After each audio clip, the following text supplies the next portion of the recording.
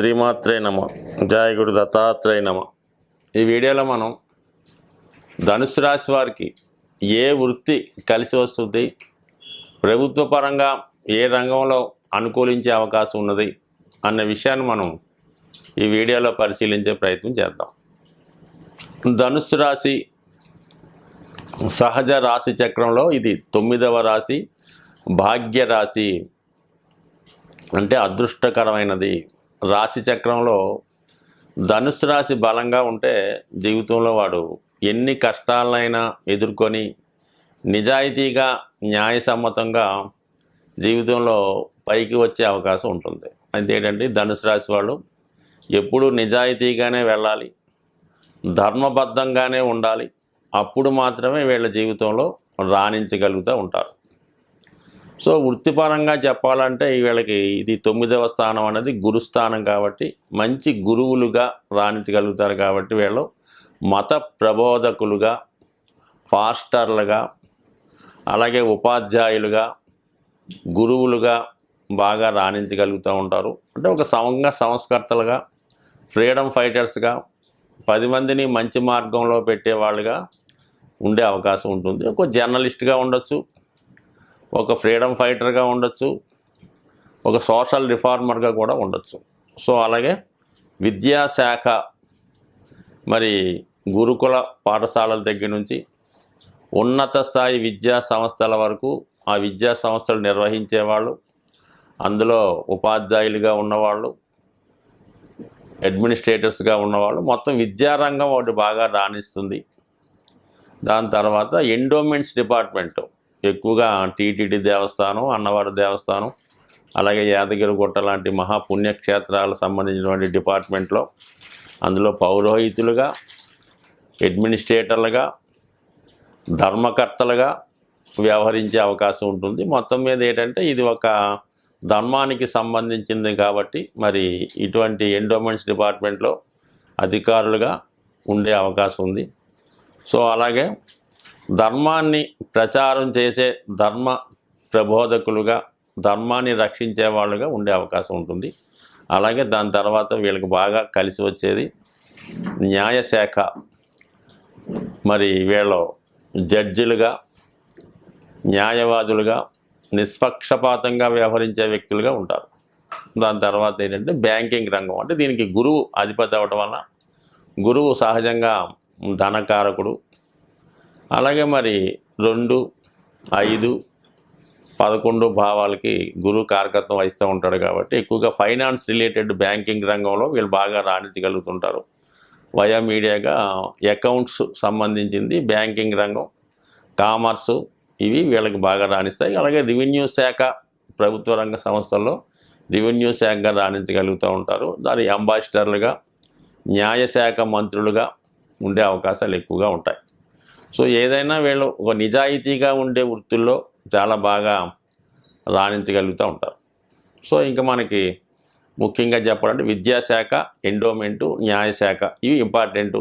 Private వ్యక్తులుగా చెప్పాలంటే జ్యోతిష్యం, ప్రవచనాలు, ఆధ్యాత్మికవేత్తలు, సంఘ సంస్కర్తలు, సోషల్ రిఫార్మర్సు, అలాగే మరి పూర్వకాలంలో దేశ స్వాతంత్రానికి పాటుపడి ప్రముఖ వ్యక్తులు ఇంచుమించుగా స్వామి వివేకానంద అయితేనే, సుభాష్ చంద్రబోస్ అయితేనే, మామూలుగా వీళ్ళంతా మొత్తం మీద, తర్వాత భగత్ సింగ్ అయితేనే వీళ్ళంతా కూడా కొద్దిగా ఈ రాశి ప్రభావితులు. అంటే ఇందులో రాశిలోనే జన్మించక్కర్లేదు. ఈ రాశిలో ఎక్కువ గ్రహాలు ఉన్నా, లగ్నాధిపతి ఈ రాశిలో ఉన్నా, అలాగే దశమ భావం ఈ రాశి మీద పడినా, లగ్న భావం ఈ భావం మీద పడినా అనేక విధాలుగా ఈ రాశి జనరేట్ అవుతూ ఉంటుంది. అలాగే అష్టక వర్గులో అత్యధిక బిందువులు ఈ ధనుసు రాశిలో ఉన్నా, మరి అలాగే రవి ఈ రాశిలో ఎక్కువ బిందువులు ఇచ్చినా ఇవన్నీ కూడా దీనికి వర్తిస్తూ ఉంటాయి అన్నమాట. ఇది కూడా కేవలం ఒక జన్మ రాశిని బట్టో, జన్మ లగ్నాన్ని బట్టో జాతకం కాకుండా ప్రతి ఒక్క రాశి, ఆ రాశిలో ఉన్నటువంటి గ్రహాలు, ఆ రాశిలో ఉన్నటువంటి అష్టక వర్గ బిందువులు,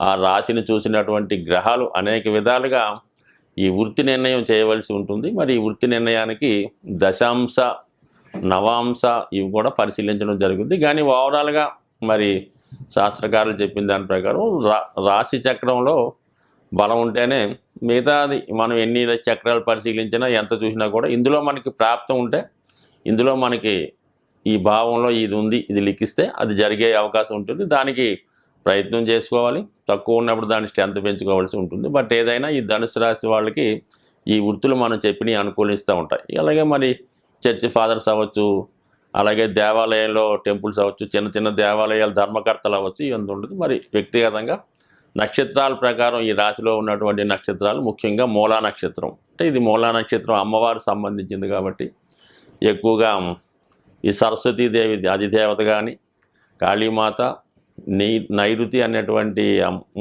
దేవత, ఇవందరూ కూడా ఇందులో ఉంటారు కాబట్టి వీళ్ళు బాగా స్ట్రగుల్ పడిన తర్వాత జీవితంలో పైకి రావడం జరుగుతూ ఉంటుంది. ఈ రాశి నక్షత్ర జాతకులు జీవితంలో బాగా లోతులు చూస్తారన్నమాట.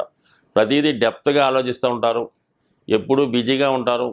ఏదన్నా అప్పుడు దాకా ఉన్నటువంటి సంస్కృతిని, అప్పుడు దాకా ఉన్నటువంటి సాంప్రదాయాల్ని కంప్లీట్గా మార్చివేయడం జరుగుతూ ఉంటుంది. అంటే వీళ్ళు ఒక కుటుంబంలో జన్మించిన తర్వాత ఆ కుటుంబ వ్యవస్థ పూర్తిగా మారిపోవడం జరుగుతుంటుంది. ఒక శాఖలోనో ఒక డిపార్ట్మెంట్లో ఈ నక్షత్ర జాతకులు ఉన్నప్పుడు దాన్ని పూర్వపురాలు మొత్తం అంతా చేంజ్ చేసి మళ్ళీ కొత్త మార్గంలో ప్రయాణించే పరిస్థితి ఉంటారు. ఎక్కడున్నా వీళ్ళ ఐడెంటిటీ కనబడుతూ ఉంటుంది. ఒక నటనలో ఉన్న, ఒక రాజకీయ రంగంలో ఉన్న, అప్పుడు దాకా ఉన్న సాంప్రదాయాలు మార్చి కొత్తగా ప్రయత్నం చేస్తూ ఉంటారు, కొత్త ఆచారాలను ప్రవేశపెడుతూ ఉంటారు, కొత్త రూల్స్ని ప్రవేశపెడుతూ ఉంటారు, కొత్తగా జనాలను, ప్రజలను, శిష్యులను కొత్త మార్గంలో నడిపించే ప్రయత్నం చేస్తూ ఉంటారు. పాత వాటికి షష్ఠి చెప్పి కొత్త భావాలతో ముందుకెళ్ళి ఒక దేశాన్ని, మనుషులను, జాతిను సంస్కరించే ప్రయత్నం చేస్తూ ఉంటారు. సో మంచి ఒక అవసరమైతే పోరాడుతూ ఉంటారు, దాన్ని సాధించే ప్రయత్నం చేస్తూ ఉంటారు. సో ఈ విధంగా ఒక సంఘ సంస్కర్తలుగా ఉంటారు కాబట్టి వీళ్ళు ఎక్కువగా న్యాయవాది వృత్తిలో బాగా రాణించగలిగే అవకాశం ఉంది, ఫ్రీడమ్ ఫైటర్స్గా ఉండే అవకాశం ఉంది. అది మరి ఇంక వేరే విధంగా అయితే వాళ్ళు తిరుగుబాటుదారులుగా, మరి నక్సలైట్గా కూడా మారే అవకాశం ఉంటుంది. ఇంకా దాని తర్వాత పూర్వాషాఢ, మరి శుక్రుడు అధిదేవతగా, అంటే శుక్రుడు రూలర్గా ఉంటాడు. అది అఫా అనే నీటి దేవత మరి అధిదేవత అవటం వల్ల మరి వీళ్ళు చాలా ఫెర్టిలిటీ ఆలోచనలు కలిగి ఉంటారు కాబట్టి మరి ఉన్న సంపదని పెంచే ప్రయత్నం చేస్తారు. సంపద అంటే ఓన్లీ ధనమే కాకుండా అప్పుడు దాకా ఉన్నటువంటి సంస్కృతి, విద్య, మన సాంప్రదాయాలు, మన సంస్కృతి, మన ధర్మం, ఇవన్నీ కూడా కాపాడడం, దాన్ని పెంచే ప్రయత్నం చేస్తారు. ప్రజల్లో మంచి భావాల్ని పెంపొందించే విధంగా చేస్తారు. నిజాయితీగా ఉండడం, సనాతన సాంప్రదాయాల్ని గౌరవించడం, పెద్దల్ని గౌరవించడం, తల్లిదండ్రుల్ని గౌరవించడం, దానికి సంబంధించినటువంటి వృత్తులు ఎక్కువగా రాణించగలుగుతూ ఉంటాయి. ఈ విద్యాశాఖలో మళ్ళీ రెసిడెన్షియల్ పాఠశాలలు, ఈ విధంగా వీళ్ళు ఏదన్నా 10 మందికి ఉపయోగపడే ఆలోచనలు నిస్వార్థంగా చేసే సంస్థల్లో ఎక్కువగా వీళ్ళు రాణించగలుగుతూ ఉంటారు. దాని తర్వాత వచ్చినటువంటి మూల ఉత్తరాషాఢ, ఈ నక్షత్రం కూడా రవి నక్షత్ర దశానాథుడిగా ఉండడం. మొత్తం మీద ఇది ప్రభుత్వ రంగ సంస్థల్లో ప్రభుత్వ అధికారులుగా, న్యాయవాదులుగా, జడ్జిలుగా ఈ ఒక పాదం ఇందులో ఉంటుంది. కాబట్టి వీళ్ళు ఈ ఉత్తరాషాఢ నక్షత్రం ఈ గురువు కాంబినేషన్లో ఉండడం వల్ల వీళ్ళు వాళ్ళ వంశంలోనే చాలా గొప్పవాళ్ళుగా జన్మిస్తారు. వీళ్ళు పుట్టిన తర్వాత ఒక కుటుంబ వ్యవస్థ పూర్తిగా మారుతుంది. వాళ్ళు కుటుంబానికి, పుట్టిన దేశానికి, పుట్టిన కుటుంబానికి కూడా పేరు తెచ్చుకొచ్చే ప్రయత్నం చేస్తూ ఉంటారు. సో ఏదైనా ధనుసు రాశి వాళ్ళు ఎప్పుడు కూడా నిజాయితీగా వ్యవహరించాలి, న్యాయంగా ధనం సంపాదించాలి అన్నప్పుడే వీళ్ళ జీవితంలో రాణించగలుగుతుంటారు.